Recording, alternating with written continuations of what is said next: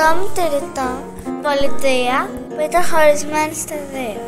Μία μουσική ιστορία από τους μαθητές και τις μαθήτρες β' τάξης του σχολείου μας. Φορά και έναν καιρό ήταν μια πολιτεία χωρισμένη στα δύο από ένα ποτάμι. Οι κάτοικοι μετά από έναν μεγάλο καυγά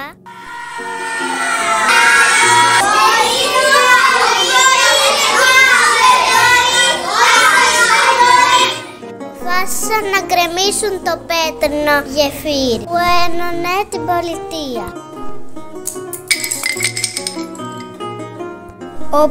Όμως τα παιδιά της πολιτείας ήταν θλιμμένα.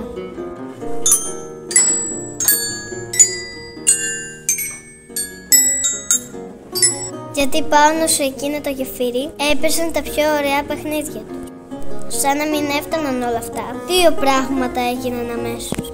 Από τη μια σταμάτησαν όλα τα ρολόγια που έδειχναν την ώρα. Τικ-τακ, τικ-τακ, τικ-τακ. Και από την άλλη μεριά οι κάτοικοι ίσα που μπορούσαν να ψιθυρίσουν. Τίποτα δεν ήταν όπως πριν.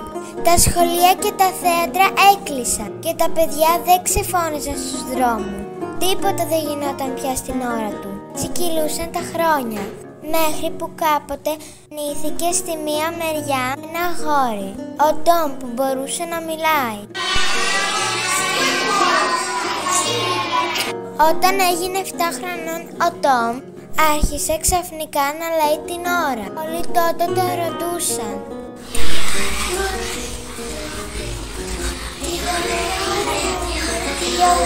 Τόμ, τι ώρα είναι? Πρέπει να πάω στον γιατρό. Η ώρα είναι 6. Λίγο φεύγω για ταξίδι. Πες μου την ώρα. Η ώρα είναι 8. Έτσι ο Τόμ αποφάσισε για να λύσει το πρόβλημα. Κρυμόταν στο λαιμό του ένα ταρμπούλο για να λέει το χρόνο. Κάθε μια ώρα έγινε στο δρόμο. Η ώρα είναι 9. Η ώρα είναι 10. Τότε ο Τόμ σκέφτηκε πως θα ήταν χρήσιμος και στην άλλη πολιτεία. Γι' αυτό προτιμούσε να φωνάζει την ώρα στην όχθη του ποταμού, ώστε να τον ακούν οι απέναντι. Τον καιρό δεν άντεξε και πέρασε στην άλλη μεριά, όπου όλοι ήδη τον γνώριζαν και τον αγαπούσαν. Γνώρισε ένα κοριτσάκι που τον έλεγαν Μαρία.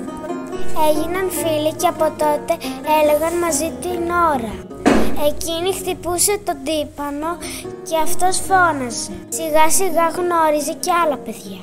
Έγιναν φίλοι, παίζανε μαζί και βάλανε σκοπό να ενώσουν τη χωρισμένη πολιτεία. Μια μέρα ο Τόμ χάθηκε. Έλειψε 3 μέρες και όλοι ανησύχησαν.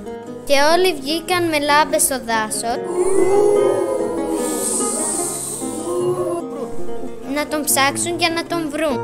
Ξεχνώντας ότι δεν είχαν δυνατή φωνή, άρχισαν να φωνάζουν με αγωνία. Και επειδή τον έψαχναν όλοι μαζί, ενωμένοι, ξαναβρήκαν την κανονική τους φωνή. Πανηγύρισαν. Μόλις τον είδαν ξανά και έχτισαν όλοι μαζί ξανά το γεφύρι.